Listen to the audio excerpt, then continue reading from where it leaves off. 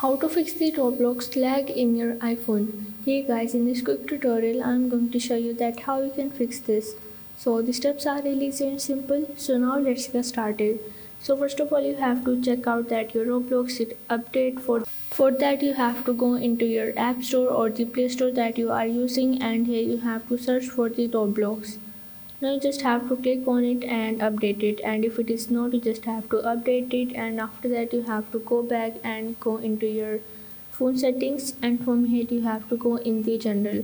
Now you have to simply click on this and you have to go into your Roblox.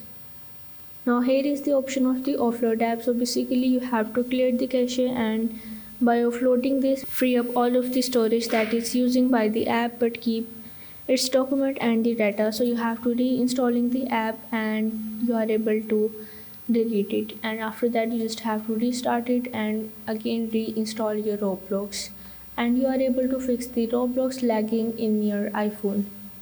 So if this video helped you out, make sure to like and subscribe the channel, and see you in the next video.